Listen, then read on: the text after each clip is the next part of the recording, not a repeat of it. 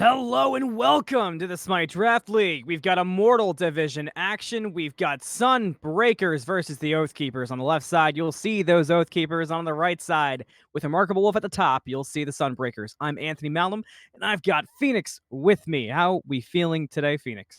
Feeling absolutely great. This is a great matchup right here. A lot of players that are well known from, I believe, previous seasons, including that of HeavyWarcrier, I believe, was in last season, correct? That is correct. HeavyWarcrier had a very good season one. Bit of a journeyman, went around a bit. Very talented in the solo lane. RemarkableWolf, also a mainstay. Akamaru, Perspective Duck, Slim. Uh, Like you said, it's a veteran showcase, and we're ready for some damage. And I don't think either of us are surprised by the insta-lock Rama first pick for Rama Wolf. Yeah, changing his name in the Discord was probably one of the best choices that this Discord has ever made. Rama Wolf, well known throughout every single division and in houses as well. In his last previous team with Slim the Rebel, this is a kind of a vengeance game here. Slim the Rebel, the previous mid laner for Remarkable Wolf and his team with Virtually. So looking for some revenge here, possibly coming from both teams, and that Rama is the one you want to see Remarkable Wolf on if you are on the Chaos side right now. Yeah, for sure. And somebody I'm also excited to see is Akamaru. Had a good scouting grounds last season, was one of the more impact players who seemed to get better as the season went on Harbingers in the Challenger division. And Daji was one of Akamaru's nasty picks. A lot of times it was even a target ban. Granted, Daji was in a much better place last season than this season, but still interesting for sure for Akamaru to get that pick. For sure, we like the Dodgy, but also the answer of Thor here, really good answer, very threatening god in the current meta. As far as every single stage of the game, slamming on four people's heads, stunning, and getting a good throw on that hammer of his will bring a lot of chaos to an Agni. Of course, we talked about dashes in our previous uh, thing together. Our previous match together was a Agni versus a Thor as well, the exact same matchup. Very difficult for dashes, but also difficult for Thors to be able to catch those dashes. For sure, but you know what helps that is an Athena that's spamming taunts left and right. That is something that can really help out with the dash. Athena is a great selection here. Plus, now you've got a semi-global with a global ultimate. You got Astral Barrage looking up there. Look, I'm thinking that Sunbreakers likes to keep to the skies. Sunbreakers, as of right now, just have the better draft. We're looking at a lot more of a mobility team rather than your Agni Daji Maui team. Just not gonna be able to bring as much movement. I would be surprised if they allowed like a Giannis to go through here as well, man. Just imagine how much movement you have as far as that goes. That's crazy. Yeah, Giannis and maybe a Horus get in there, get Ooh. real crazy with it. Yeah, it's like that video with how far can you teleport someone across the map real quickly. Oh There's yeah, always that the challenge. best set in the Ares. Yes, there's always Yeah. that way. You pull them from one side of the map to the other one and keep going like that. This is that situation. Is how far can someone get across the map? I mean, Apollo Solo, here it comes. Apollo is a character I miss seeing a lot. I would love for that character to be back. And I just casted a game with Jeffrey where we got to see Aho Yi. So that was very fun and I enjoyed getting to cast that. So nice to see some of the old ADC picks getting in there. I just want to see more. Hopefully that meta gets more inviting. But Yeah, we finished up our round of bans. What are you looking to see for these last four selections? I as far as Oathkeepers go, this should be man, it's going to be a pretty dominant solo laner, of course. Help his other teammates get out of that. But this is obviously a mid laner pick right here. Persephone. I would have never said that, to be honest with you. But that Tsukiyomi pick puts you at a 2 assassin position, probably puts you at a Tsukiyomi ADC. Perspective Duck is known to play some of his more odd picks. And that's one of them. Right now, especially in the current meta, we've seen people like Donut Doug 7, a well known challenger player, has played like a set ADC, a Tsukiyomi ADC, even a Thanatos ADC sometimes. Yeah, so with the assassin ADCs, they haven't really been my favorite thing to watch. I don't personally like that meta, mostly because I don't like playing in it because I don't like having to play assassins. But with that being said, Tsukiyomi is a character that I was enjoying playing in ADC last season just for the fun of it, so I can get behind it. And Perspective Duck, just kind of a nasty player in general. That was actually Power's #1 selection, who was not picked to go into Godlike. So Power was looking for Perspective Duck to be considered by some of the Godlike teams, which puts a lot of credit to Perspective Duck's name. And with the Fenrir being the last hover, assassins are going to be prominent in this game. Four of them to be exact. Yeah, one warrior in this game. It looks like a Hercules stands alone, attempting to stand up to bat and ready to fight. Whether it's going to be a Thor or Fenrir, I would assume it's going to be a Fenrir solo. That would make the most sense here with a Thor jungle, but it could be either way. Lots of diamond skins coming out here. I don't know if that's still legal in this thing. You know, I haven't skimmed through the banned content list, but maybe we need to staple it on foreheads. With that, we got all the characters selected in, and everybody is ready to go. We'll be right back with game number 1 of this Immortal set.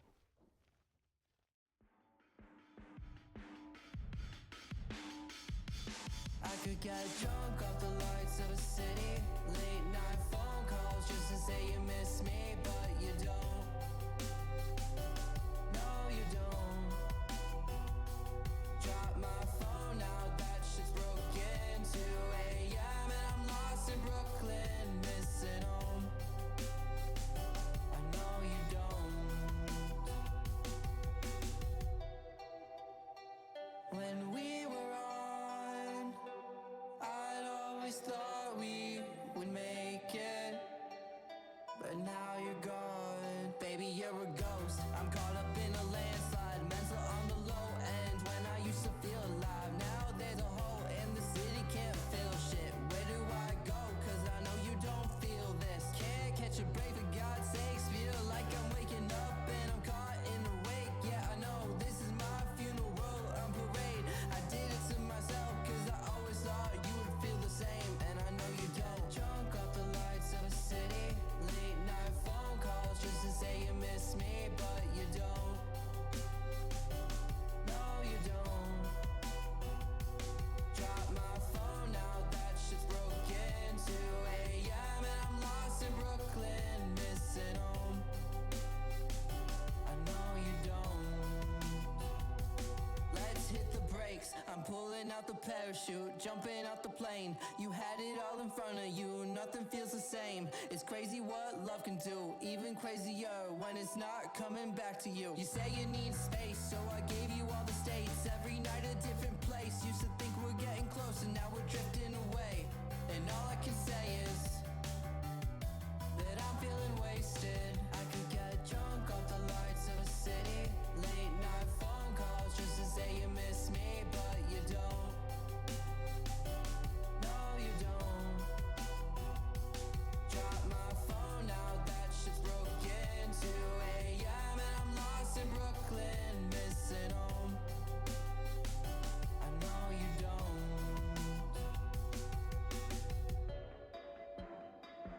When we were on, I always thought we would make it. With one of the matchups I've been anticipating the most, we're in game number 1 between Oathkeepers and Sunbreakers. I'm Anthony Malum. Fenyx is with me. Let's do it. Yeah, it looks like we already have the big choice here, which is the Fenrir is going to be in the jungle, and the Thor will end up being in the soul lane with the Warrior's Axe right there. Not what I expected, but it is a good answer to the big Hercules. Yeah, I agree. And ShadyByrd is a nasty jungler from basically every party I've ever heard. So Fenrir going on somebody nasty in the jungle is never a fun thing to be a part of. We saw that a lot in scouting grounds. And we're heading into lane, and what interests me a lot about this dual lane is RemarkableWolf on the Rama, definitely a character that he's comfortable on. Tsukuyomi is a tough matchup for a Rama. Yeah, you're going to be outranged. One big ability coming out from Tsukuyomi will allow you to hopefully clear that wave, but it's not going to be enough to outclear a Rama, especially someone like you, Anthony, who's played a lot of Rama in his life. That god can clear waves like an Izanami in some fashion. Yeah. You know, it's funny. Rama is actually a character that I only started playing on PC. I started playing on console, hated Rama. but on PC, character felt like a cheat code. So I think me and Remarkable Wolf are on the same wavelength there. Yeah, that would make the most sense, especially since on PC you probably feel a lot better on a lot of different ADCs. Yeah, Am I also correct in thinking like that? Also true. I mean, I was a little bit washed on console the entire time. A Yeah, bit of a let's not, rotation here from ShadyByrd. He's feeling confident. Got the Ooh. Fenyx in him. Might look for it. Head in the back way. Could have a good player. Is level 3. Oathkeepers just level 2, but they're just a bit too close to tower, so it's going to turn into nothing more than a shield buff. What I was gonna say was, yeah, Nooblet. I mean, that man's right now is cammering for us, but he can hit that Yasuo like no one else, and I believe he is using controller. So I don't want to. No harm to any controller players. You guys are great players, and you're allowed to play ranked with the PC players now, which is really cool. Yeah, Nooblet's different on controller, though. Ask him about it sometime. Make sure you ping him in general chat in our Discord server that you can join, discord.gg/SDL, and ask him about playing on controller. I'm sure you'll get an answer very quickly. So talk to me about the solo lane matchup here between HeavyWarcrier and Poseidon. We've got the Thor, the Hercules. Not working out good for Poseidon right now. Got to play it a bit safe. Gonna get into the wave in plenty of time though. Was risky, but talk me through that matchup a bit. Yeah, I enjoy the Thor into the Hercules. I don't think that the Thor can just absolutely dominate that lane like a Hercules can, especially with the current meta that Hercules is playing in. The fact of his 3 now. This it's a very strong. What's it called? When it makes you stronger. Steroid. Getting a first blood makes you stronger. Fenyx Akamaru finds it on Poseidon. Now ShadyByrd might be a bit too deep, but gonna be able to jump away and be fine. That was close. To answer your question, you were asking me. You found it? Okay. Thank you. It's called a steroid. Steroid. Yeah. Think baseball. Think Sammy Sosa. You got it. Yes, and that's funny enough. He's using the baseball skin. Oh my goodness. Think of Sammy Sosa. Think of Barry Bonds. Ayo. That man should have been in the Hall of Fame for sure. But yes, that is the advantage right there. And you can see, oh well, Poseidon gets it right back, you know, and comes back and kills. Akamaru says, you get 1 kill. You know what? I'm gonna get my revenge. Puts him at 1-1. Does not want to let him back. Oh. Ooh, that was a risky play there, but the mana was pretty low on Warcrier anyway, so I guess it was calculated risk is what we'll call it. Yeah. Ooh. Landfall, but nice beads from RemarkableWolf. Gets to stay under tower safely. Does get the beads, but shouldn't be too big of a problem until the next Akamaru rotation. We've got a rotation right now from ShadyByrd. Perspective Duck being brought back to CosmicVibez. There's the jump. Brutalize. Or excuse me, Ragnarok to bring back CosmicVibez into the 3, but has that solar swing to get out. Wolf stunned instantly. Brutalize gets stopped as well, and CosmicVibez should be plenty safe in surviving this gank. Unless the snipes are there from Wolf. Needs 1 more. Finds it! It's a kill for Rama Wolf. Now Perspective Duck looking and considering the 1v3, but has no mana and has to back up. Really well done earlier there in the fight by Perspective Duck. Getting the stun on to Brutalize as well as almost peeling out his support was really cool. RemarkableWolf, once again, we talked about this. This is one of his best picks. This is his best pick. I mean, and you can't stop that. You can't stop an Astral Barrage unless you have an Aegis. HeavyWarcrier putting himself also in a very difficult position, but being a Hercules does make you very strong. Not strong enough, I guess. Poseidon gets a solo kill on a HeavyWarcrier. Yeah, man. That I was not expecting a Thor to be able to box out a Hercules like this, but it's going very well right now for Poseidon with the 2-in-1 star Warrior's Axe going into. It looks like a Soul Eater, which is very unusual. We don't see a Soul Eater on Thor very often. Yeah, I actually played this matchup the other day. I was a Tsukiyomi, used the same build though, and I wanted to bang my head against a thumbtack. So respect to Poseidon for doing what I could not. Yeah, it's gonna be a very unusual late game because his. Sorry, it was pretty descriptive. Yes, the damage that he's going to be putting out is going to be like it's like a back pocket damage. You're not gonna expect it to come out of a Thor with Warrior's Axe and a 6-stack Soul Eater as of right now. But if you can get that late game and possibly pick up 1 more damage item, I mean, that's all you need on a Thor. That's all you need is that, maybe Prophetic Cloak, and you're good to go. You can be super tanky just like a Hercules is. Yeah, I agree. We do have a gank and duo. Akamaru going in a RemarkableWolf, but Wolf should be plenty safe. There's the powwow. We got a response with the Astral Barrage and should be plenty safe. Damage comes down on Perspective Duck just to get some poke out in lane, and Remarkable Wolf gets to live to see another day. One of the biggest rough parts about playing a Daji into this type of matchups is how many. It's like an Ares. It's like a Hades. It's like many other gods that have large CC AOE abilities. How many of the enemy gods can just CC this with their ultimate? Because then they have their beads and their ultimate to CC on basically the exact rotation amount of time that they need to have both of them up at the same time, kind of thing. So in this situation, Persephone obviously has a great CC immune ult with her 4 with her ultimate, all of her ultimates. Athena does, Rama does, Ragnarok is one, and Thor does. So every person on the side of Sunbreakers has a CC immune ult. 1v1 getting in deep here from Duck and Remarkable Wolf, excuse me. There's the ultimate from Perspective Duck, and Tatri does not respect the 1v1. Gets the kill on the Tsukiyomi. I think Wolf had it regardless, though. I think he did. Well, Persephone using ultimate here as well to see if she can get a kill in mid lane. Instead, we'll get a escape from Slim the Rebel walking back up, possibly with a Fenrir around him. Yeah, Slim the Rebel safe for now, and Grasp of Death already used by Persephone. Now Akamaru dropping very low, but Tatri could not get in there for the taunt for Sereno, and it fizzles out in mid. Yeah, that's a tough 1v1. The Moonlight was used well there by Perspective Duck, but just like I said, it would have been a tough 1v1 regardless. Aussie was online for Remarkable Wolf. Perspective Duck is still stacking the Soul Leader, but Tatri, again, not respecting the 1v1. Nah, just there to make sure that his ADC wins that fight. Well done, though. That's what you want in these competitive games. It's not about the 1v1s and stuff like that. Ego someone, the basketball. I've seen basketball games all the time, like ones that just like clubhouses and stuff like that. And they're always like, oh yeah, everyone just back off. I'm gonna 1v1 guy. I'm gonna 1v1 this guy. That's kind of what it felt like in some way. But in this situation, I mean, this is a team game. We can't just be like 1v1ing each other in the jungle all the time. ShadyByrd on the rotation, looking for Perspective Duck, trying to get out of there quick. Brutalize on top, and Astral Barrage coming out. The 3 shots maybe could have been enough, would have been close, probably not. Only 1, 2 hit, not all 3. So Perspective Duck gets to back. ShadyByrd putting a lot of pressure on Duo, but hasn't really found a kill for themselves in Duo.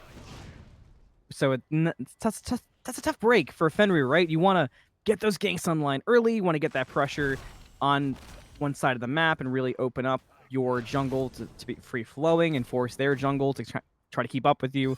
It's not where you want to be right now. Akamaru will make another gank in this lane, while Shady has already made 3 ganks. Akamaru has made now 2 ganks in this side of the map. All of them have come out without a kill besides the Remarkable Wolf kill with the big Astral Barrage in the early game. So yeah, you are correct. Both of these junglers have been touching this dual lane a lot, which is not really a surprise considering how unkillable soul laners are nowadays, especially with the warding sigil on the Hercules. Going into Berserker's Shield, this is a unusual build considering what Shield of Regrowth previously, but now called Regrowth Breastplate, can do for you as a Hercules. Makes you very fast with that steroid, and just makes your basic attacks do a ton of damage considering you're walking so fast right at a target. Yeah, I agree with that. And keeping that pressure on duo lane keeps Remarkable Wolf down. Definitely one of the standout players. Could have definitely, in more than one opinion, been a godlike, is an Immortal. So trying to keep some control on that ADC could just be an outright strategy from Oathkeepers here. And, we talked about the Daji pick a bit. The more I'm watching this early game, the more I almost wish Akamaru was on a different character, because I feel like the Daji is kind of holding Akamaru back. Yeah, as I was saying a couple minutes ago, I mean, every god on Sunbreakers just will have beads up at all times. We'll be able to get out of powwow. There's no chance of powwow really being a threat currently, especially in the early game right now. Maybe it'll be a beads burner, but besides that, not really many of your teammates are looking to use beads as much as they're looking to get Aegis, for example. Wow, speaking of Akamaru, very much so in a tough position right there. Already lost half his health to Thorax, but Thorhammer, excuse me. But Gold Fairy being pulled here by Sunbreakers. Aggressive call by Sunbreakers. It's already down to half health. Perspective Duck in a good position to contest it. Poseidon's doing a good job playing defense on the 3 members. Gold Fury down low. The anvil comes in late, but it wasn't needed. Gold Fury is secured. There's the piercing moonlight. Finds Poseidon. There's the shell comes out. Now Duck is low, and Duck is dead to Wolf. Grasp of Death comes out and locks down a few, but Landfall just not quite there. Beads from someone. Just an escape from somebody else. HeavyWarcrier, though, not done. Starting the fight. Trying to get Sereno back in there. Rainfire down. Just hits Tatri. Sunbreakers gets to walk away despite Oathkeepers throwing everything they had at that fight. Really good position right now for Sunbreakers. That was a great Gold Fury, as well as they got the kill, correct? They got the trade kill, or who lost the kill there? It was yeah, they got the kill. So Sunbreakers going out of this with a bigger win. Yeah, 3K up on experience and 3K up in gold as well. This is a very bad position to be in the early game right now for Oathkeepers. They need to come back in levels as well as in gold. These items are becoming very important as Hydra's Lament comes on for Fenrir. And not being on yet for Daji, which means that that's already another 200, 300 damage per fight, just going more out for Sunbreakers. Yeah, things are looking great if you're a Sunbreakers fan. Oathkeepers have a bit of a tougher time. This is still the first week. You're still figuring out and feeling out your team and your comms. Scrims have not been plentiful yet. You're just 1 week in. So there's a lot to still be improved on, but these games still count, so you can't really take it too easy. Solo kill for RemarkableWolf. We didn't even notice it on the map. Tsukiyomi died so fast. Sakamura trying to do the same thing. Tatri goes up into the powwow. Does hit Tatri, hits Sereno. Grasp of Death stops HeavyWarcrier from killing Tatri. And now Ragnarok brings HeavyWarcrier to the tower. HeavyWarcrier escapes for now. Tatri doing their best to keep up, and ShadyByrd wants it, but HeavyWarcrier is just so tanky. Master Fisherman stops ShadyByrd from going too crazy, and Rain of Fire secures it. Akamaru dives in deep, but dives into a taunt and instantly falls down. Oathkeepers now on the retreat. We talked about this in the previous game that we casted, which it was a big of like, was that a miscommunication or what was that? What just happened right there? That was for sure either a hero complex, which means that you're trying to do a little bit too much. Akamaru going in there seemed like a very odd choice. Every one of his members was stepping back on Oathkeepers away from that team fight, and instead he went in to see if he could get a pick onto, it looks like he 3'd onto Tatri. So, I mean, not exactly what you're looking for as far as being an Oathkeepers player as of right now. You're looking for more consistency and good fights and taking those opportunities to come back into this game. Yeah, and while you're in game, you also, like I was just talking about, you should use this time to start to feel things out and figure things out. I mean, that's the only benefit really to being behind, is that it's time to first, and I know a lot of these players and Oathkeepers are the types to do it. They'll take that reflection, be like, all right, what's going on? Like, everyone reset, like comms go quiet, like let's figure this out. Like, what's the issue right now? And they'll try to work it out. Still early, it can change, and it's still game one of the set. Pyromancer, however, I thought for a second HeavyWarcrier was going to be the difference maker I was just mentioning, but it was just off the mark. Yeah, another objective going their way, which is what you want. Sunbreakers are playing this perfectly right now. Stealing blue buffs they're trying to right now. At least Poseidon is here alone. Will he be able to do it? No mana on Warcrier, and they will. Another blue still coming out for Poseidon. But 4 in mid, they're pushing here. Yeah, they're big time pushing. I think the Sunbreakers is grouping up a lot better right now than Oathkeepers is. Yeah, that's the big difference, is the grouping. The rotations have been on point. The objective calls have been really strong. And that, you know, competitive games, that's the difference. It's not a friendly in-house. It's not a ranked game. You can't just kill everybody and win. You gotta get those objectives. Everybody's in comms and everybody's feeding in. You gotta make the plays happen. And Sunbreakers is doing just that. This is the difference between Divine and Immortal, is that this objective right here, they had no fear picking this up. It's an immediate pickup and an immediate 4 people around it, all attacking this buff. RemarkableWolf slamming it with some of this big damage he's got right now, being level 14, and Landfall will be wow! Brings in 4! Doesn't quite get a lot off of it, but you gotta respect the Landfall. If it was just a second sooner, it would have been a steal in 4. But ShadyByrd with the great defense to get the stun off. That was the fact that doesn't get a kill breaks my heart. Yeah, didn't come to anything. That's why I was not as impressed. I was like, oh, that's a 4-man late ult. But really cool to see 4 people flying in the air off of a Maui Landfall. That's very rare to see. You gotta give it to him in moments like that. Yeah, for sure, for sure. But Yeah, we need more of those, but we need somebody to come after it. Maybe a couple of Agni bombs, maybe a powwow from Daji. These types of things can happen, and that's maybe what happened in week 3, week 4, or maybe in this game. Who knows? It depends on how fast teams can come back from these types of situations where they're behind currently by 5K, or 5K and more XP as well. In a weird way, too, there's something to be said for, and I'm not saying this is a drastic stomp at the moment. There is a big gold lead, 6 kills, but this game is far from lost. But there's something to be said for being on the back foot like that and what that does for figuring things out. If everyone's got a decent attitude, you can kind of take these moments and it can make you a better team. Yeah, my hope is that when you walk into these games, you don't walk in saying, "Oh yeah, we're gonna get behind on purpose." I have heard of pro teams actually doing that, like they've actually on purpose gotten behind because they want to try to fight from behind and play their strategies out. Because there's always like that 15. It's called like a 2-minute drill in football. It's like a 15-minute drill. So you're at 15 minutes, you're behind. What do you do? And that's exactly where Oathkeepers is right now. You're behind at 17 minutes, 15 minutes is what you want to call it. What do you do now? And so this answer is what most teams have a big second wall for, a plan B. Yeah, exactly. You hit the nail on the head with that. And it is tough on where you go from here. Builds are coming on slowly. We do see RemarkableWolf going with the pen build so far, forgoing any crit, leaving options open. Probably a decent call against going against that Tsukiyomi here. HeavyWarcrier getting ganked by ShadyByrd, but if you've seen solo laners, you know he's fine for now. Yeah, there's another guy that you got to talk about. HeavyWarcrier also would love to not see a pin ADC probably against him right now. Crit chance is probably what he would prefer to see, considering his build could easily go into Spectral right now and be very proficient. But instead, if it's going to be penetration, it's going to have to be more. Well, Wolf's really low against Perspective Duck in the duo lane. It's a close 1v1, but Tatri's there again. That's why you don't respect the 1v1. Defender of Olympus there just in time. Perspective Duck cannot look to get this kill. It'd be very aggressive with the Moonlight. Back to solo. Powwow comes up. Off the mark twice. Nobody gets pulled in. ShadyByrd with the Ragnarok on HeavyWarcrier. Just brings him away from Poseidon and Sereno. It looks like Sunbreakers is trying to call a retreat, and Oathkeepers are just trying to steal a pick out of this. And they might get a Pyromancer out of this because of the retreat. I wonder if the ganks in left lane. Oh, Thor's going up here. And that was enough for everybody to scatter like roaches on the side of Oathkeepers.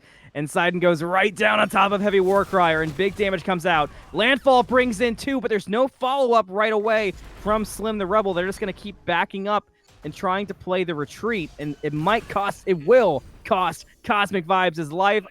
Akamaru does get a kill on the ShadyByrd, but not after a double kill from Sereno. Yeah, this is the second kill coming out for Oathkeepers at exactly almost 19 minutes into this game. Probably you want a couple more after all these humongous landfalls. That is the second big landfall that brought 2 people right to the feet of Agni, and I don't know who was next to him in that situation. Was it HeavyWarcrier or no? It was I think it was Akamaru, right? I think it was Akamaru who was on the right-hand side that got the kill onto the rear ShadyByrd. So, yeah, we want to see more of that, but with going in afterwards, play a little more aggressive. I think they can at this point. Fenrir, ShadyByrd is not extremely tanky right now, and he's level 13. He's actually behind Mr. Powwow himself, Akamaru. Gold Fury down to 10% here. Sunbreakers gets it despite a nice attempt again from CosmicVibez for the steal. Was considering going in using the protections first, but just couldn't get in deep enough, and Perspective Duck held on to Piercing Moonlight. Maybe if the landfall was up, we see a different play there, but I like playing it safe and just showing that you were aware. Yeah, 6 minutes ago I said that they were behind by 5K. They're now going close to a 10K behind, 46 to 55 right now. We're walking right towards that. We're also walking towards a big fire giant fight to lead up to right here. And Perspective Duck is doing exactly what we talked about in our previous set that we casted together, which is he might be in left lane or in middle lane clearing waves, which is really important right now for him. If he can get online, then this game might be a lot closer. Tsukiyomi late game, whew, don't want to deal with that. And we definitely are going to look for Sunbreakers to start pulling some fights. RemarkableWolf has picked up a Rage level 18, so you definitely want to start at least trying to get some picks and make some fights happen to get that Rage stacked up. And it looks like the first one might be HeavyWarcrier. Stun comes out. There's the Ragnarok to bring HeavyWarcrier in, but it's going to take a lot to take out this Hercules right now. You see no damage being done at the moment, just barely 50%. Now dropping low. The commitment's working out. Poseidon goes up into the air. Astral Barrage as well. Blink gets away from Poseidon, out of range of the wall, too. And HeavyWarcrier gets to live another day. He also has teleport, which means he can be back in this fight pretty quickly. He does not have War to teleport yet, the upgraded fully teleport. He can come back to tier 2 in the right side, or he can walk all the way back, considering how fast he probably can zoom back over there using his steroid. Fire Giant now being pulled, dropping fairly quickly. Poseidon also dropping, though, down to half health already. Has to be careful with the path that he takes. Could lead them right to the Fire Giant that's now below half health. Does get out. Defender of Olympus used as well. Now they're cut off from ShadyByrd, who falls down. They let go of the Fire Giant. It was at 25% health. We'll see if Oathkeepers look to take advantage of this. And they are. They're on Fire Giant now. Poseidon looking to walk back into the Fire Giant pit. Fire Giant down about 10%. Now HeavyWarcrier dropping low. CosmicVibez with the landfall and RemarkableWolf. Fire Giant 5%. It's gone. Oathkeepers get it. Perspective Duck kills Poseidon. Piercing Moonlight onto Sereno. Chasing down to Persephone, lands a RemarkableWolf, who's going to fall next to Akamaru. Now the chase goes to Tatri and to Sereno. It's split. Akamaru has a double kill. Now they're looking for Tatri. Perspective Duck gets that, and it's a deicide on Sunbreakers, and Oathkeepers are back in the game. Goodness gracious, did not expect that to happen so fast. Tier 2 looking at right now for Oathkeepers. This is what you wanted. This is what you wanted. I mean, picking up that Fire Giant was one of the smartest calls, and it's one of those things you can do when you're doing that 15-minute drill. You're doing that answer drill. Is when they pick up one of these big buffs they're trying to get one of those ones that objectives that will maybe a little bit too much of a bite, right? A little bit too much that you're trying to bite off. You can punish them for that, and that's exactly what Oathkeepers did there. Very well done, especially by poking out Poseidon in the right side of the map early. Yeah, and the goal charts tell quite the tale. Look at the uptick. Stonks for Oathkeepers. Yeah, are they investing in that? Because I would be investing in them right now. Let's see if they can keep that up. This is very important that now they take this and run with it. They've already gotten tier 2 on the right side. Let's hope they can get more towers out of this, more objectives. But maybe they'll try to get a fight right here. They did let it go as Rainfire was coming down, which they could have been able to kill it off that. So we'll see if that affects this fight going forward. HeavyWarcrier dropping low, already down 25%, but does take the portal out of there to Maui for safety. But Slim the Rebel's cut off, but the Thor wall does not hit because of the dash. Now Poseidon goes up in the air, and Slim the Rebel has no dash, but the hammer was off the mark. Barrage wasn't, though, and now Berserker's Rage going to find it? Maybe? Not quite yet! There's the shell! Poseidon's got to get out of there! Grasp of Death doesn't find a home! Akamaru up into the powwow also doesn't find anybody! Nothing's hitting for anybody right now. We really wish that Poseidon ult would have hit big time on that Agni, but instead, I mean, that's the match over there. Dash versus Thor. What happens? And it seems like he didn't have dash up at the time, but either way, got a good save from CosmicVibez on the shell, I believe, was used. Yeah, 103 seconds down on it right now, which means that was used to save Slim the Rebel's life. Teleport coming into tier 2 tower, so they're going to look to defend it. Instantly a knock-up. Poseidon's brought in, taking a lot of damage quickly, but not as much as HeavyWarcrier. Ragnarok brings it into the clutches of the RemarkableWolf, and HeavyWarcrier falls down. Now it's a 5v4, and Poseidon's looking to go in up into the sky, looking and landing on 2. Akamaru might be the main target. Dash in from Tatri. Taunt brings in 2. RemarkableWolf's got 1. Sereno's got the other. Only 1 left. And Sunbreakers is diving deep. Pre-beats from Perspective Duck. Now the stun hits. Brutalize on top. But Perspective Duck had the damage and the answer for ShadyByrd. Perspective Duck now in a 1v4, which I don't even think Perspective Duck can do. Might still try it.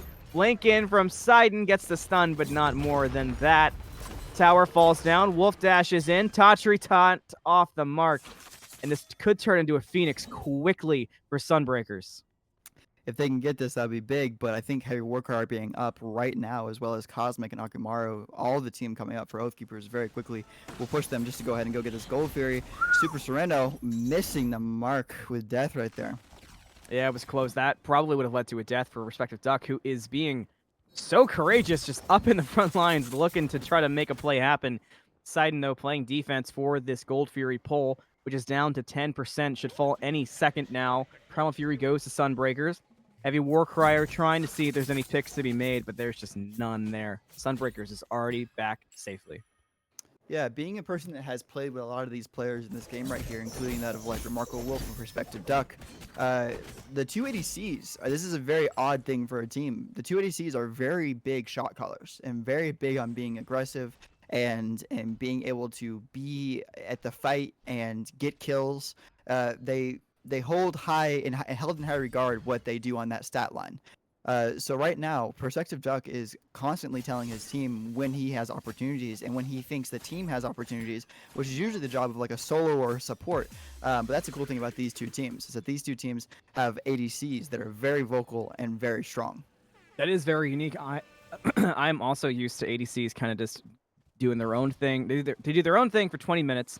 They only type in chat, and then the only thing you hear in the comms late game is "Jungler's on me, I'm dying," and that's pretty much the only thing you hear My from them the beads are entire down. game. My Yeah, Aegis is I have down. no actives, and then if they've got actives, you hear, "I have actives, I can kill everybody," and then Yeah, you get it's to always go how it in off is. of them.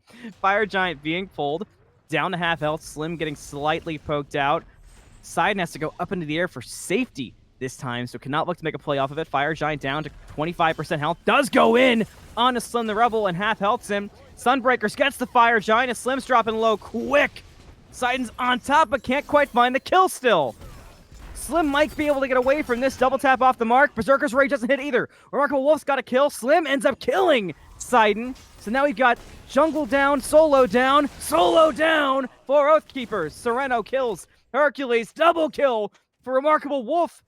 And this game gets flipped on its head again. The Gold League is back to what we saw about 15 minutes ago, and Sunbreakers got nothing in front of them but structures. Yeah, Oathkeepers didn't have the right answer that they needed to have right there. I think that they waited for a big steal on the Fire Giant, not knowing that they were all basically full health, while Poseidon was in their backline just slamming all of them. I think that obviously Slim the Rebel saw him right in his face, but Poseidon getting melted there would have been a great opportunity to walk in and take a team fight at that time. But instead, we all stood there waiting for them to get Fire Giant, and then they got Fire Giant and then fought you. And walked into into your face and got all the kills they needed for them to be exact. And this gold lead just keeps climbing and climbing and climbing up to about 11k. So Oathkeepers they clawed their way back in, and it's just been completely erased and nullified. And everybody on Sunbreakers is only doing more damage.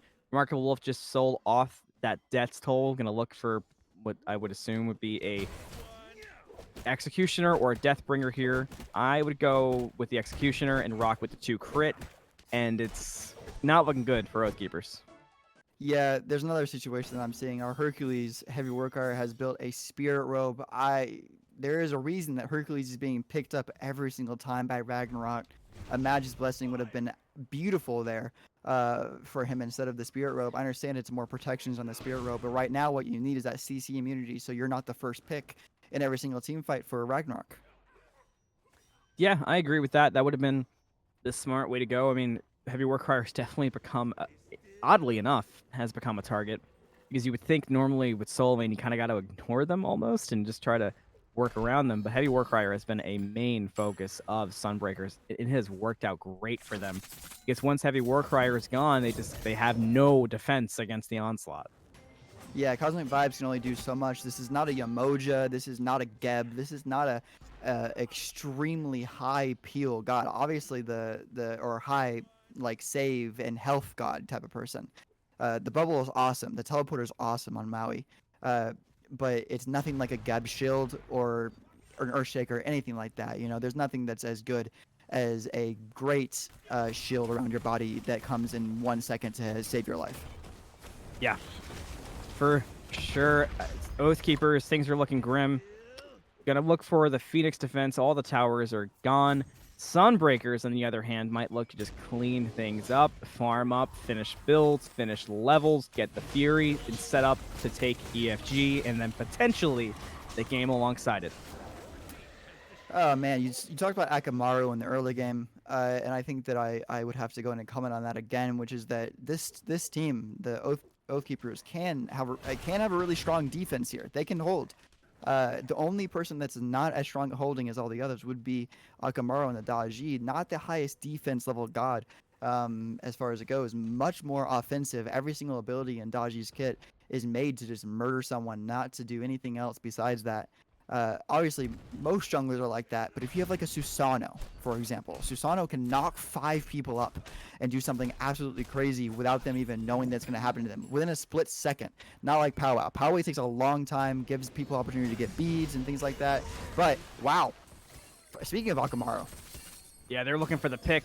3 get hit with the powwow, but it might be helpful that they were brought to Akamaru, who has to instantly retreat back to the members of the blue team for some safety.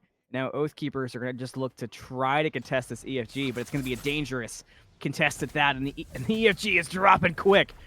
Down to half health. Poseidon goes up into the air, lands on Slim the Rebel, just like last time.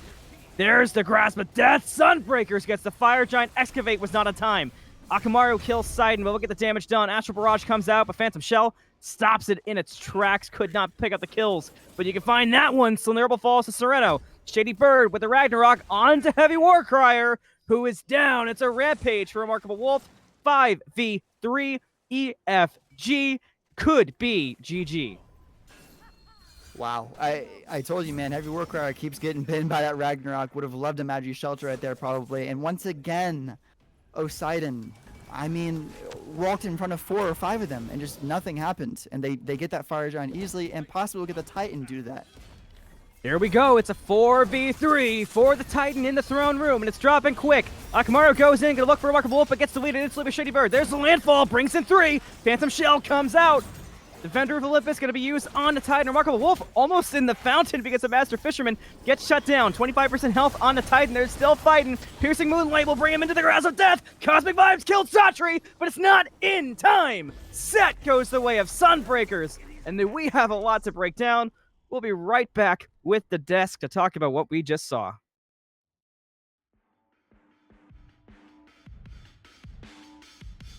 I could get drunk off the lights of a city. Late night phone calls just to say you miss me, but you don't. No, you don't. Drop my phone. Sunbreakers with a dominant game. 1, a decent defense by Oathkeepers. I will give credit where it's due at the end there, but this game was borderline all Sunbreakers all the way, minus the 1 well-played steal and almost comeback from Oathkeepers. Fenyx, talk to me about what you saw in that game 1. Slim the Rebel and Oathkeepers had a great chance. They had the opportunity. We all saw it. The gold was equal. The XP was on their side by about 2k. It was a great opportunity for them to come back, but it just did not execute the way they wanted it to. I think where they kind of fell and where it was not as good for Oathkeepers. Not only some of the picks were not as good as we probably wish they would have been and didn't execute as well as we wish they would have, but the Fire Giants, every single time Poseidon would just stand right in front of 5 people and no one would hit him. Instead, they would just look at him and look at the Fire Giant. Then once they got Fire Giant, everyone from Oathkeepers would just run at Sunkeepers or run away from Sunbreakers and just die. There was absolutely no chance for them. So what I hope to see in the next game from our 0-1 right now team would be maybe a little bit more normalcy, I suppose. Normal picks. Let's get rid of the Daji. Let's get rid of the Tsukiyomi. Let's get a ranged basic attacker so we can kill an Poseidon kind of player like the Thor. And let's get a strong peel jungle that might be able to bring a lot of effectiveness for the team. I agree with everything you said, which is impressive, to say the least. And I have one thing I want to point out. I am always afraid to talk about HeavyWarcrier ever since I mixed him up with Patrocles, but no. I say this with love. Buy some wards, HeavyWarcrier. Oh my Buy goodness, some the wards. wards. ShadyByrd was, for a while, living in your lane. Tatri tapped over as well, and Poseidon was rotating quite a bit, so some wards would definitely help out. That's the only thing I'll harp on, and otherwise, I, of course, love you, HeavyWarcrier. And with that, I think Game 1 has been wrapped up thoroughly. We'll be right back with the P's and B's of Game number 2.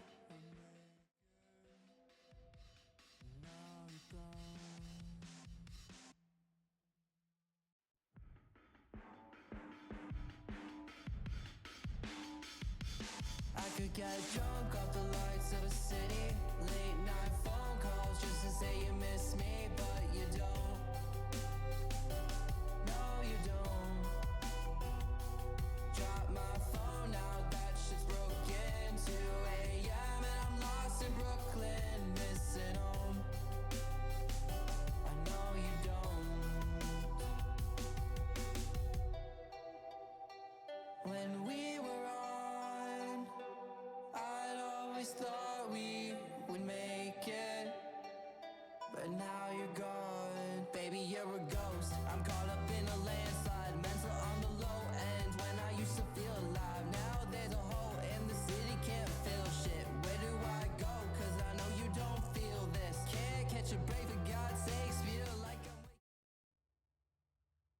Welcome back to game number 2. Phoenix talked about it in the post game. We're looking for normalcy from Oathkeepers, and Sunbreakers are just looking to run it back. And will there be a Rama ban? Well, we'll find out.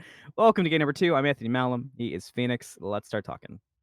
Yeah, Oathkeepers, we would love to see some normalcy. That's all I want from them. I think the Sunbreakers had a great draft. Let's talk about the winning team real quick. Rama and RemarkableWolf, of course, we all know that's great. Don't need to harp on it too much. A lot of these other players I have not seen as much from as far as it goes, but Poseidon on that Poseidon on that Thor, goodness. Poseidon on that Thor was really well done. The walls were on point, forced the shell to be a phantom shell instead of the other upgraded shell, which generally can be better in those types of situations. You usually only buy the Phantom Shell when you're against speaking of the Thor, it's banned. But it's only used to play against like Yamojas, Odins, big walls like that, not just like a Thor. Yeah, I I agree. I like the ban. And one thing concerns me about the ban is I feel like it could lead to some picks being run back we're not huge on because they might feel like their picks were shut down by the Thor and not that their picks weren't effective. Obviously, Yep. we're not at comms, so can't guarantee that, but I feel like that's always a danger with response bans like that. If I'm Oathkeepers right now, I'm not picking Olorun, I'm picking Rama. I'm taking the Rama away from RemarkableWolf. I know that Perspective Duck can play it, and there it is. We're gonna give RemarkableWolf his Rama again, which is it's hard to say it because everyone in the entire SDL discourse know that RemarkableWolf plays a nasty Rama. It's on par with some of the best. He's up there in the ranked tier list as far as that goes and stuff like that. This is just one of those picks you just got to get rid of. It's like we know certain SPL players that have certain gods. We know Paul on the Hubwa. We know the old chaos on Zhongqi. Those types of things. MLC stealth on Giannis. That type of thing. Yeah, and we'll And see Stella. stealth on everything. Yeah. Yeah. Yeah. I was about to say every single mid laner. Yeah. Yeah. I'm glad you also got to experience that and have that engraved in your brain. I like the Mercury pick here. I'm getting more and more scared for Oathkeepers as more picks get locked in. That Mercury could go crazy here.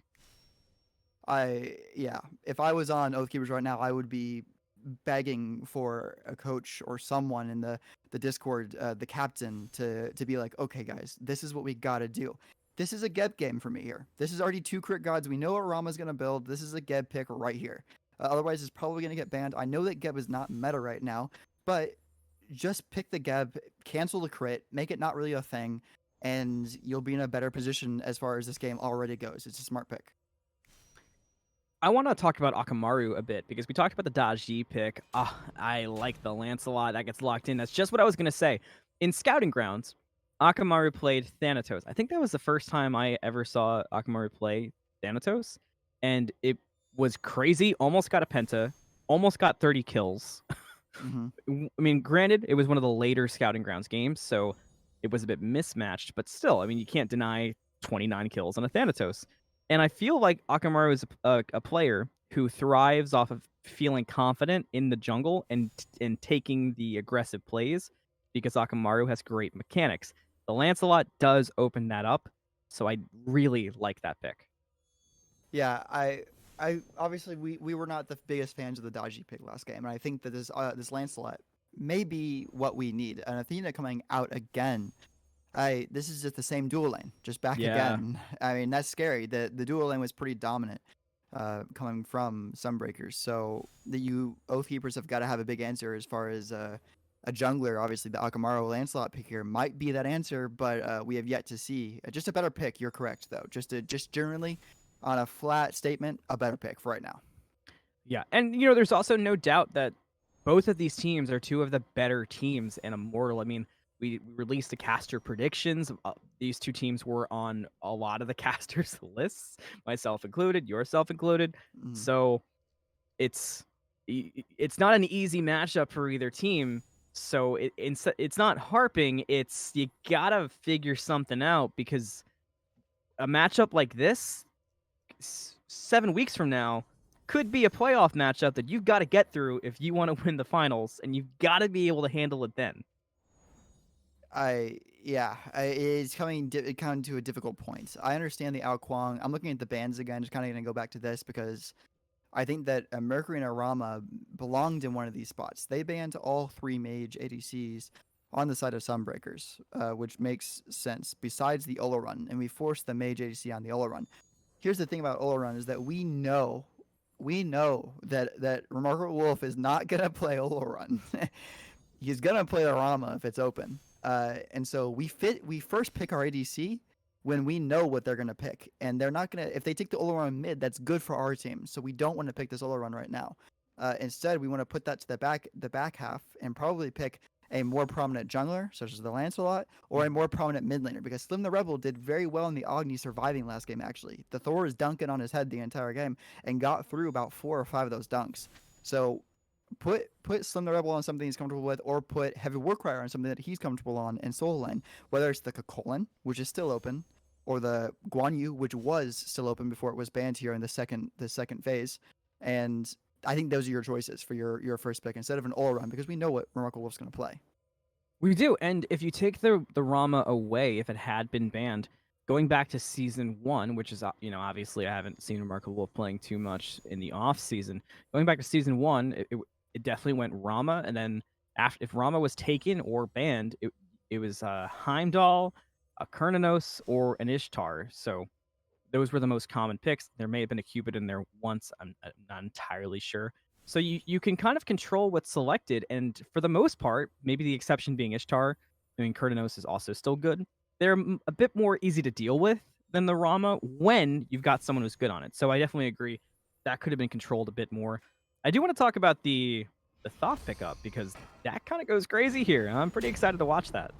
Yeah, straight magical, pure straight damage is what you wanted from your. It would have been that, or Scylla would have been great here as well.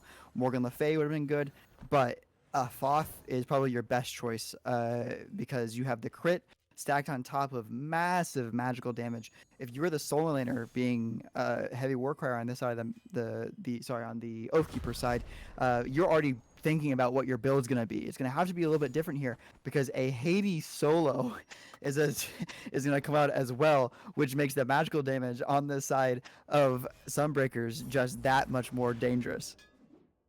This is a very different look to game number 2. So I'm excited to get into it, and we'll be right back with it and all the action on the Smite Draft League.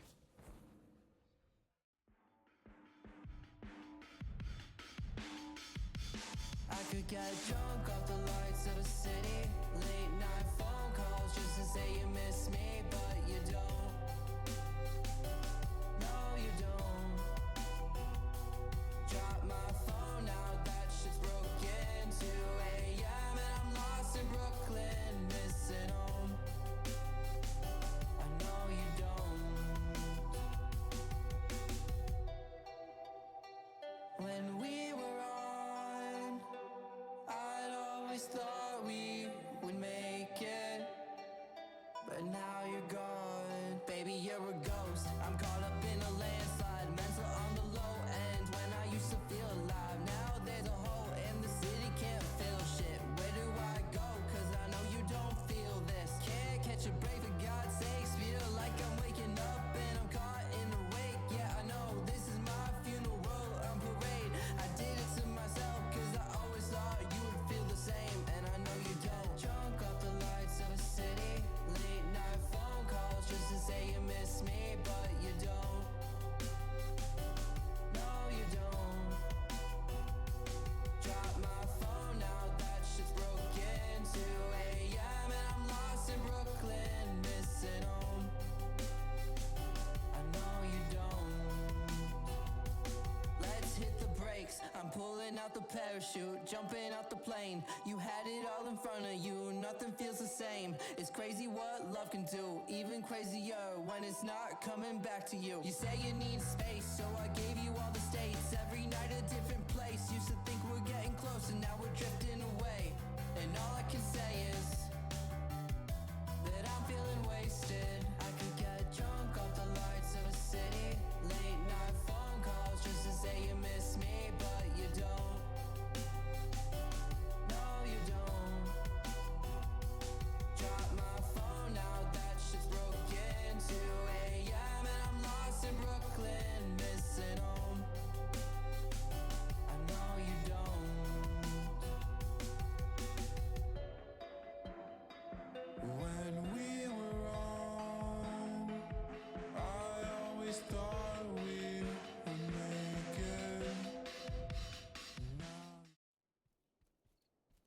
Welcome to game number 2. Is the new team composition enough to turn things around, or will the Rama and the Athena run it back? I'm Anthony Malum. I got Fenyx with me. Let's do it. If you wanted to answer Rama, I don't think Olrun's the god you wanted to answer it with.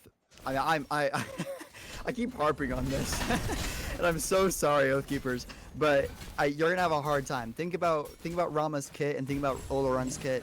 I've already said that Olrun only fits into very specific comps, and Rama's kit is a very chase down kit, while Olrun's kit is very much so a if I get chased down, I'm dead kind of kit. You obviously can use the field to slow everything down, but it's not going to work out too well. But hopefully the rest of the team for Oathkeepers can bring up that Olrun and get him to level 20, which is where he becomes a threat. Yeah, that's going to be the key here, is making the Olrun matter for sure. And also getting Akamaru more involved in this game are probably two of the biggest, if not the biggest, keys to success. I do like the Yu Huang on Still in the Rebel. I feel like it offers a lot that's similar to Agni. Wow, that damage on Sereno was not to be trifled with. Yeah, Yu Huang on Still in the Rebel. I did talk about getting a good pick for Still in the Rebel because he was doing very well last game as far as making room for his team with the Agni Bombs. And Yu Huang does essentially the exact same thing, but not to the exact same level that Agni does. So it'll be different to see how he plays it this game. Yeah, it's going to be probably like the third make or break circumstance here for Oathkeepers, without a doubt. There's a lot of them. Yeah, they definitely have a pecking order, but that is, I'd say, the third priority. I think the biggest is trying to keep a handle on jungle and keep Akamaru in the game, and then the second biggest is keeping Olrun in, but that could easily flip-flop depending on circumstance. Yeah, if you can put one ahead and let the other one go behind, that's how it works sometimes. Akamaru, boxing a little buff right now, will get it stolen by Medialuk. That's tough. Been there. Yeah. Been there a lot of times. Yeah, even as my Thanatos or any of my other big junglers. I hate those mid camps, man. It's one of the most awkward early dances in the game. So tanky. It feels like they've got way too much health right now. Like, it feels like you're fighting a character, you know? Yeah, especially if you're soloing them, it takes forever to kill them. But yes, before this match was played, it was funny because I'm a good friend with one of the sub for Oathkeepers. I had watched not the full of any of these matches. I had been messaging some of the captains and stuff like that and saying, how's it going, and stuff like that, just keeping up with my friends. And I was like, why didn't we ban Rama? And they were like, oh, we should have. So a little bit of credit to these guys. They knew they probably should have, but I think there must have been something said in the comms that said, oh, we can beat them this time. And someone said that, no one brought it back up again, and so now we're here. We're playing against Rama again. Hey, that's the point of being a caster, is getting that research in and finding out the behind the scenes. And behind the scenes that I don't agree with, ban the Rama would have been the play here. But Oathkeepers is in the game. They got to deal with the Rama, and currently dealing with their jungle being ransacked, as Akamaru is currently rotating with CosmicVibez. They get double taunted. They do secure the purple buff on the invade, but at the cost of the entire right side of the map. Yeah, it's all gone. That's really not a good thing for Oathkeepers. You would have rather had that blue and red XP instead of a single purple buff that you stole away. He's about to come back down here and see that his speed is gone. Akamaru crying in the club. There it is. I felt it. Yeah. You could feel the irritation and you could hear the sigh. But, you know, well done by ShadyByrd taking notice of the fact that Akamaru was so deep on the left side, knowing that mid was nowhere near, and saying, all right, well, I guess I got another jungle to go to. Here's another problem. You let RemarkableWolf get the Rama, which we've already said a couple of times, so you feel the need to send your jungler over there to try to shut him down early. But that's not how it works, because then they're going to take advantage of the fact that you're on the left side of the map at your second phase clear buff, clearing your right side buffs. It's just not a good sign that you're having to try to force purple buffs at this early in the game. Yeah, it doesn't feel good. It's frustrating, and you get caught out, and it's rough overall. So let's look at the solo lane matchup here. This is one you don't see very often: Osiris versus a Hades. Yeah, any mage solo for me is a yawn fest. But as I said,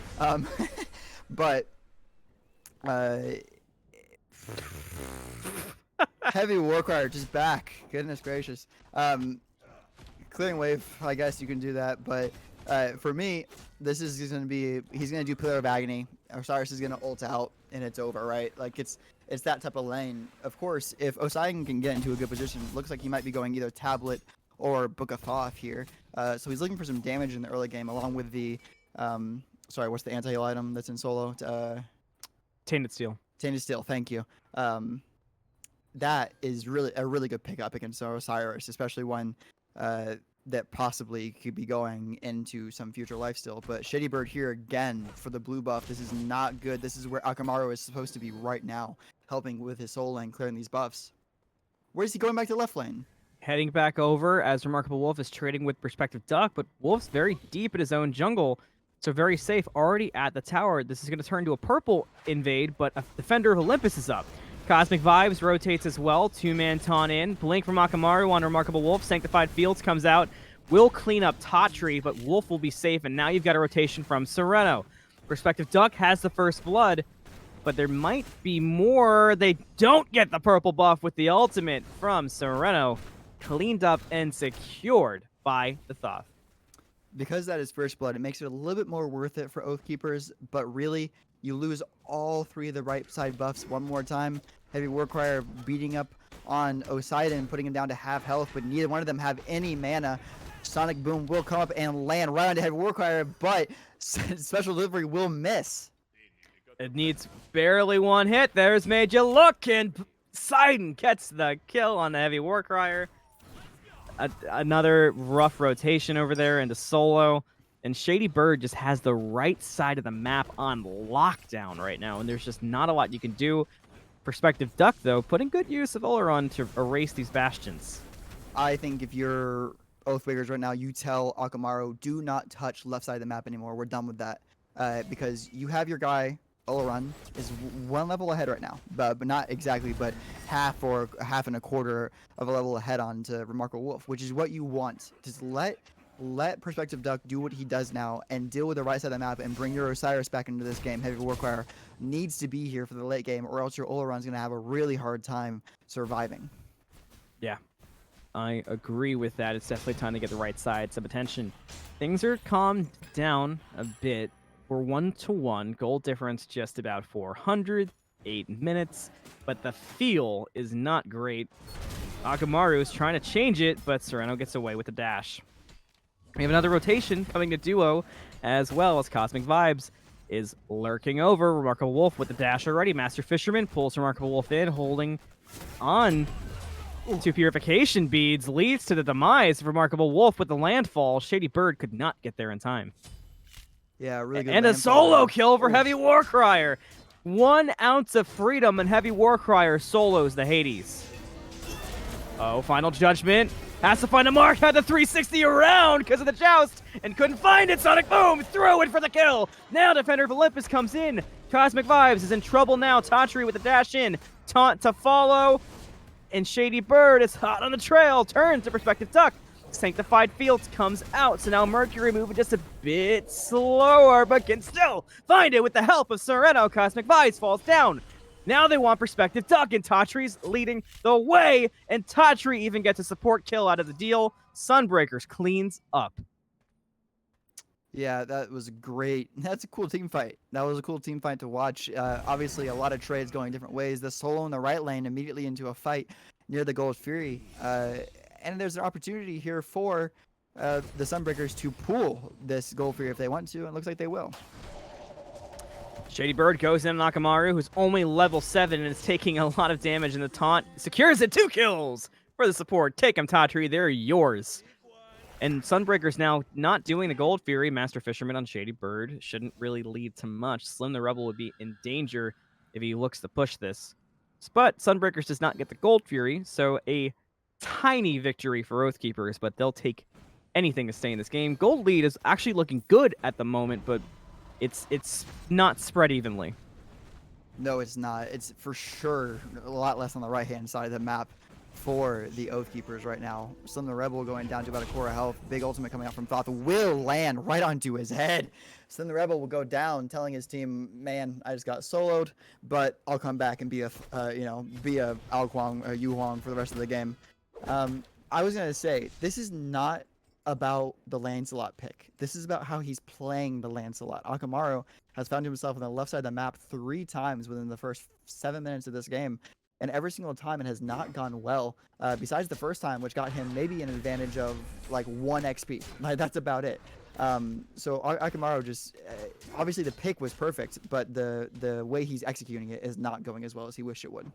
Yeah, I agree. And, you know, we can also bring it back to the discussion we had about comfort and learning and getting used to your new team. That could be a part of it.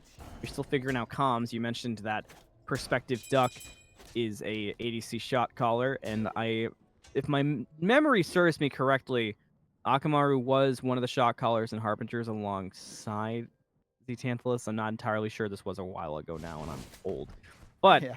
if you've got a lot of shot callers, a lot of cooks in the kitchen, you're figuring things out. It's a lot to adjust to. And even if that isn't the case, and comms are clean, you're still adjusting to play styles. We'll see how that continues to work out as Tatri gets pulled in, but no true follow-up. Sereno in the back, Tatri with the dash in. Gonna look for 2, has a nice taunt lined up, just gets CosmicVibez though. And Sunbreakers are gonna look to probably back up and not take this fight too far in the jungle so they can set up for gold. Yeah, this is what you can do when you have a lead anywhere on the map, is you can pull this Gold Fury and take a good chance. Level 9 Akamaru standing there with a level 11 Mercury ShadyByrd, ready to start hitting him very hard. Rage already built, but not stacked as of just yet. I think that Sunbreakers will try to take the fight here if they can. This might be at their advantage, but instead, we'll get some poke off and then leave. Akamaru says, let me go to my right side of my map and go get some farm. Oh, PsPsioden's still in this buff by himself. So let's talk about RemarkableWolf's build really quick while Powermancer gets pulled, because I gotta be honest, I'm not entirely sure where this is going. Yeah, so I would assume this is going towards a strong penetration build this game. Oh, will Defender of Olympus get there in time? Yes, it does, and there's a dash in, and HeavyWarcrier is denied the solo kill on Poseidon, and Hades gets to live another day. Yeah, I guess it could be the penetration build. I don't know. I'm just not big on. Yeah, I'm not big on the Bloodforge, especially on the Rama. I mean, I guess you're making up for the lack of attack speed with your steroid, but I don't know. It's just a different approach. I mean, maybe there was some logic. Maybe there's something RemarkableWolf is trying to theory craft with going up against this Aurun that makes the Bloodforge a specific choice, and I'm just not really sure. Yeah, he'll probably let us know in the DMs at some point, but this, we'll see where he goes with it. He might actually end up going at a crit like he did last game and then sell the Aussie or sell something like that. This might just be more sustained against an early game Olorun who has what's that, the start item called? The golden, what was it called? The ornate arrow, right, Bo? Yes, the Gilded Arrow. Gilded arrow, yeah, which then turns into that one. And Telgeheim's, he has high sustain. Aussie obviously provides high sustain, but Bloodforge even more. So maybe it's just the high sustain amount that he needs. I was gonna say, on the right side of the map right now, you can see there was 2 wards. There's only 1 ward now, and it belongs to, of course, Poseidon and the Sunbreakers. HeavyWarcrier once again getting outwarded. Pyromancer is one of those big problems that they're being outwarded by. Pyromancer getting pulled, gonna drop easily. The Sunbreakers, there'll be no contest there. Gold Fury not being started by Oathkeepers. They do have to contest with ShadyByrd, but they should have started it there and at least forced the fight. Yeah. Now Sunbreakers can rotate to the Gold Fury and look to take it. Instead, HeavyWarcrier goes in a RemarkableWolf, who saves actives, saves ultimate, and is going double lifesteal. So that was the answer to that question. Yeah, sustain, I guess, is what he wants. But okay, well, Oathkeepers now put himself in a very difficult position by letting anyone walk into it. And HeavyWarcrier put himself in an even worse position. HeavyWarcrier not looking great right now. 25% health, falling quick. Poseidon goes in. There's the pillar. Doesn't quite find a nice home. Everybody gets out of it. Akamaru had to use the joust to get away on the side by shield buff. Taunted on CosmicVibez, who will not fall yet. I thought for sure that was it. But Sunbreakers is looking great right now to pull this Gold Fury and either look to set it up as a bait or just take it outright. Sunbreakers have done so well in this game and last game of making sure these objectives are theirs. And if this is theirs as well, it puts Oathkeepers in a very rough position. But Oathkeepers instead want the fight. Wow. Sereno with a double kill instantly. And it's looking clean. Slim does get one onto the Hades. Defender of Olympus, and it's another kill for Tatri, making support mains proud. HeavyWarcrier falls down to ShadyByrd. Akamaru, last one standing. Triple kill for SuperSereno, and it's a deicide and a gold Fury for Sunbreakers. Really well done there by SuperSereno, positioning himself right in front of his 2 tanks the entire time right there. Obviously, with Poseidon going down earlier in that fight, he was able to find Zafina, who peeled him out of 3 or 4 different abilities the entire game, that entire fight. And now Tier 1 tower falls. Sunbreakers can basically look to reset. They've got full control. They've got momentum. They've got gold, experience. The only experience lead remaining that is worth noting is the duo lane Perspective Duck over RemarkableWolf, but that is sure to not last too long, as now Sunbreakers is set up for some fighting. Yeah, this is a total of a 6 to 7 level lead across the entire team, which is not what you want to see. That's a lot of damage in these abilities. 6,000, 7,000 XP difference and 3,000 gold difference. Sunbreakers have been here before. This is where they were last game.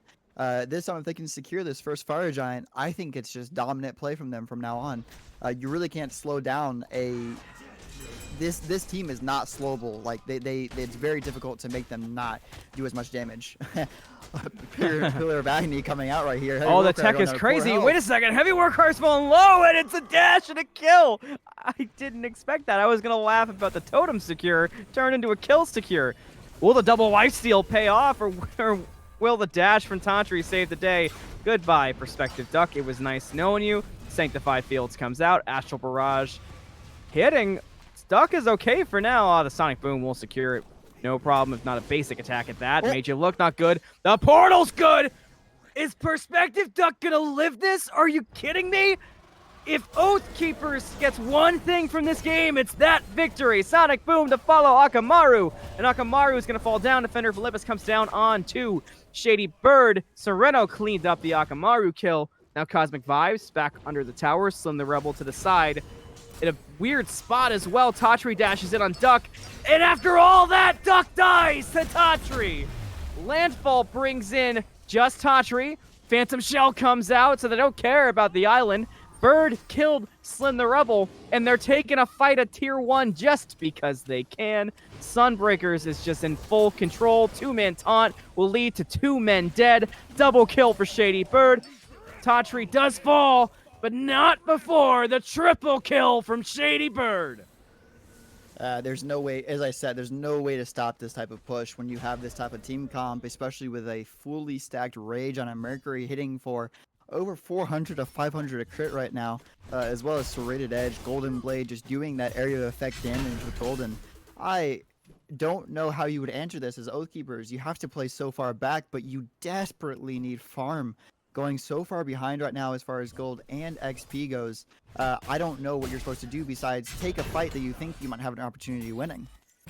Yeah, it's not looking great. There's not too much we can really, we can give every suggestion in the world going forward, but this is honestly one of those games where you've got to just really start to completely reset, and you can't necessarily go next because these are best of 3 sets. You got to try to win this game. But I don't know. This is tough. This is tough to break down and tough to really to analyze too far and give too many suggestions that we haven't already given for Oathkeepers. There's a bigger problem that we're not seeing here as well, which is that HeavyWarcrier has almost little to no magical protection right now, and that's one of the most important things you need. I think the Runeforge Hammer is a fine pickup. Obviously not like the best, but right after that, if you're not going to go prophetic first item, in my opinion, probably just want to go right into magical protection. Probably a Pestilence would be a great pickup here for this team right now. They should have had it online. Either it was Maui or it was him in the soul lane from HeavyWarcrier, but instead we don't have little to no anti-heal actually coming out of Oathkeepers, which is really bad against a lifesteal and all the things that's going on here, as well as the Hades with a Baroncroft's and a big heal ability. Building into Typhons as well. So yeah, I'm in complete agreement. The lack of anti-heal is going to be a serious problem. I mean, it's lifesteal country out here, and yeah, it's not looking good. And Akamaru and HeavyWarcrier may be caught out in this experience buff. No, they're okay. They're not quite caught out, but this could be a sneaky Fire Giant for Sunbreakers, because even if it gets sniffed out, I don't think you can contest it. No, Oathkeepers, in my opinion, the fact that they're walking towards us right now is already a mistake. I think you should have sent Perspective Duck over to left lane. Go farm. Go farm. This is your opportunity. This is your only opportunity, and it's now been wasted. There's no still opportunity here. Sunbreakers will get the Fire Giant quite easily. HeavyWarcrier will fall for the failure of his team to be there on time while he was. And RemarkableWolf cleans it up with the Astral Barrage. The rest of Oathkeepers is in full retreat. Sunbreakers will look to push out the solo lane based off of pings, and things are just not looking great. If there's one positive to point out, it's that somehow Perspective Duck has kept on pace with farm. The build is pretty far along, and there is damage there, but the problem is, if your only damage is coming from Olderun, who's setting up to allow Olderun to cast before Olderun is killed? I can tell you it's not HeavyWarcrier right now because he is currently on a gray screen for another 3 seconds and not here for this right side Fenyx. Field will come out as well as a big landfall. Brings in 2, Sanctified Fields is out, and there's a kill for Perspective Duck and the ShadyByrd. A big one, but the Blankian from Sidon with a 4-man Pillar of Agony. 3 are still stuck inside of it, but Sidon's almost dead.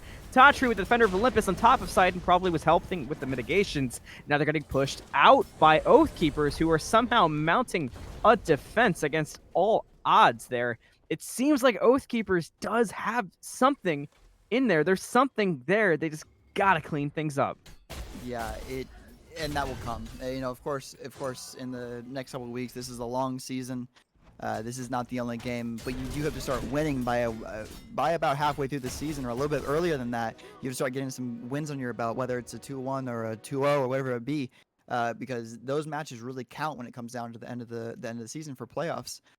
Your positioning is important if you want to play against one of the not as prepared teams. You probably want to be in that first or second position. If you can do that, then you have a greater opportunity to make it to the playoffs and get some moolah for your team, or whatever we're going to reward them this season, gems or moolah. And I agree. And you know, Oathkeepers is a team that they're really great guys. They got great personalities. They're nice to be around. And I think if there's a team that will both, you know, they'll VOD review once the cast is live. They'll look at builds, they'll discuss things, and they'll actually learn from it and you know, take the game as positive as you could possibly take a game that's been this rough. They're a team that can do it, but for now, they get dashed on and they get double killed, most likely, by RemarkableWolf. The Joust should keep Akamaru safe for now, but I do think that they can turn this into a positive. It just is not looking great for this current week. Yeah, we probably in the mental, you probably should be saying, all right, let's just go ahead and play this one out, and let's get to these VODs, as you just said. Let's go ahead and get to that next week. Let's start thinking about it. Slim the Rebel, the captain of this team, probably already looking at his picks and bans and what they can do better as it comes for them. But they still can do a good defense here if they want to try. We saw last time a big landfall into a big field that slows a lot of people, but that field is not here this time. Perspective Duck being down 3-2 split here from Sunbreakers. Yeah, Perspective Duck is the damage that they have to play off of, and without it, you just got nothing. I mean, that was the entire reason they defended before. Now, Perspective Duck is up, but they've got 1 Fenyx left. They'll have fire minions from either direction, and it's only 23 minutes in the game, so it's not an easy task. Certainly possible. What I'm looking at realistically is an attempt to try to stall the damage coming out. I mean, you saw what's going to happen last time. They're going to go in with Sidon first, and the problem with that is Sidon is not tanky, just has lifesteal. That's it. So there's still not a ton of anti-heal, but there's at least a Divine Ruin now added into the mix. So you can... Sidon is killable on this Hades, and then from there you can try to work your way out. Yeah, you for sure can try. You're gonna obviously. It looks like we were correct as far as the Rama goes. This is a full penetration build, no crit in that build whatsoever. Bloodforge was the choice for that kind of build. So you have 1 crit person, that being the big old right now, 5-1. ShadyByrd level 20 versus his level 18 enemy Akamaru 7.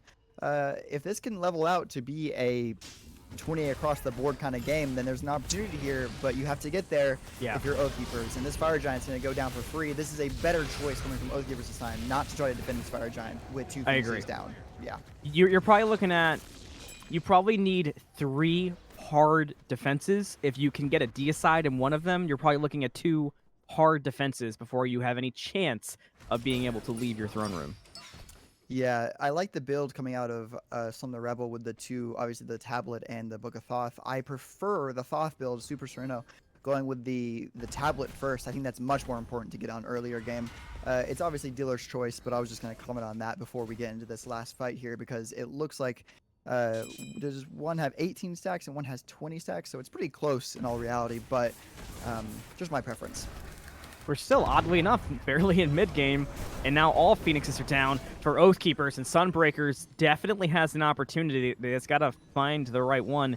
Everyone's full health, with the exception being Poseidon with that lifesteal. Give it one camp, and it'll be full health. I mean, maybe even one minion. We'll see. Yeah, and it's pretty gonna, close to it. yeah, it's gonna be. They're gonna look to reset, probably push out with a minion wave, and this is the make or break fight for Oathkeepers. Sunbreakers is probably gonna run this down. If you can defend here, if you can deicide here, you can certainly come back. This is the fight, but you've got no Fenyxes. They've got Fire Giant. Everyone's full build except for Tatri, who is way closer than they have any right to be, considering their support. So it's tough. It's tough. Osiris ult has to land on top of Poseidon. It has to. There's no other option really in this situation. Maybe the Rama and the Mercury if you get them both at the same time. It's either a 1 for 2, and then after that you have to land a big landfall, like they did in that first fight that allowed for them to get the pick onto. I forgot exactly who the pick was onto. I think it must have been the Poseidon. I think it was Hades again. They got picked in that right side Fenyx. But no Fenyx is coming up anytime soon for them. The closest one being the left side Fenyx. And the entirety of Sunbreakers is walking down mid lane with a wave. Yeah. Here they come. What could Oathkeepers possibly do against such reckless hate from Sunbreakers? It's not going to be an easy fight, but they're certainly going to give it their best shot. You cannot give it away for free.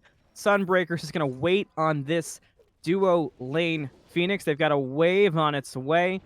Just waiting for the opening. Looks like they're going to look for Tatri and Poseidon to lead the way. Here's the blink on to 2. Pillar of Agony going to come out. Fenyx going to fall instantaneously, and Sereno's got a kill. Unstoppable for the Thoth. Poseidon cleans up Akamaru. HeavyWarcrier was in the back. ShadyByrd's got him cleaned up. Fire minion waves are marching in the throne room. Sunbreakers against 2. Nice landfall on the way out.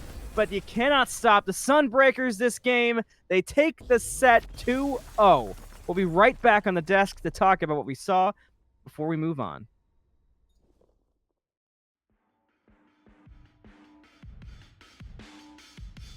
I could get drunk off the lights of a city. Late night phone calls just to say you miss me, but you don't. No, you don't. Drop my phone now, that shit's broken. While there was not a lot Oathkeepers could do at the end, they certainly did give it the best shot they possibly could have. That was an impossible defense to mount. Game 2 goes the way of Sunbreakers, and they take the set 2-0, showing some really clean teamwork here in week 1. I still stand by what I said. I could see this being a playoff matchup easily, but Oathkeepers goes home with certainly a lot to look back on. Fenyx, give me your thoughts. Yeah, I'll talk less about what went wrong. I'll talk more about what went right for Sunbreakers. Sunbreakers did really well with their picks and bans. Their comps were really clean. They had no fear in picking up that Rama again and picking up that Athena again and saying, it works, let's do it again. And for sure, Tatri worked out very well this game. Once again, 1 ward coming out from HeavyWarcrier is just not a good answer to 9 wards coming out from Poseidon in the solo lane. You probably want to see a lot more wards from Warcrier, especially with how many ganks were coming out in his lane in that early game, the 3-man gank from Tatri as well as ShadyByrd. What else went right for Sunbreakers? SuperSereno, 7-0. Really well played from him. He got a triple kill this game on that Gold Fairy fight. Really well done on the shot calling. Whoever was doing it, whether it was RemarkableWolf or Tatri, whoever it was, did very well calling that Gold Fairy off in the early game, which gave them a humongous lead at 15 to 17 minutes. And then from there on, they really just rolled and kind of just walked through the game like it was a regular game of Smite. Yeah, I think throughout both Game 1 and Game 2, as well as the desk segments of both, I think you and I have definitely picked apart both the strengths of Sunbreakers and definitely some openings on Sunbreakers that I think could definitely be taken and some things that teams can look to work with. We talked about one being working around that Rama pick and taking it off the board. If not for removing the Rama, if you aren't worried about the character, take away the comfort, because when comfort and meta collide, it's a dangerous combination to go against. And then for Oathkeepers, we definitely pointed out that there's things in there they can work with. This isn't some kind of lost cause. It's just the first set. It's week 1. You got 5 weeks left, not counting makeup week before playoffs are even here. There's a lot that can go right, and these are very talented players. I don't think it's a lost cause. You just gotta look back with open eyes and take in and really look at what you can improve upon.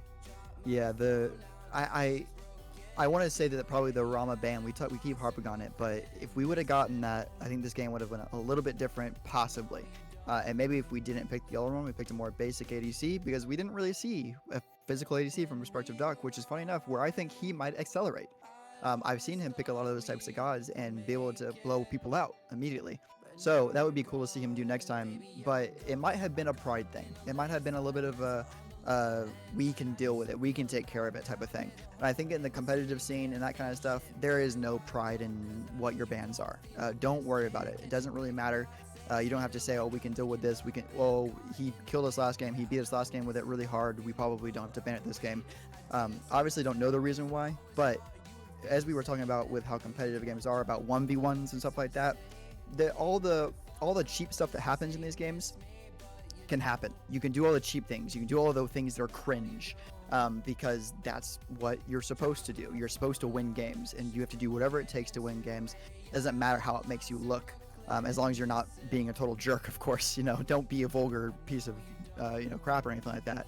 But there is a amount of respectability that you can put onto people's names. And for example, RemarkableWolf the Rama, put some respect on it. I mean, it's really good Rama. You can ban it. There's no harm done to anyone in the world, really. And with that, we come to a close on this set between Sunbreakers and Oathkeepers. It has been a great set to watch. We love our players competing, and everything is said in a way that we just enjoy watching you guys compete. You're all nasty, and it's going to be an incredible season. We're closing in on the end of week 1, so make sure you are following all the content and you're in the Discord so you can see everything come out as we get further into the season. I've been Anthony Malum. I had Fenyx alongside me, and our observer today, I'll get fancy with it, was iNooblet, and we'll see you next time on the Smite Draft League.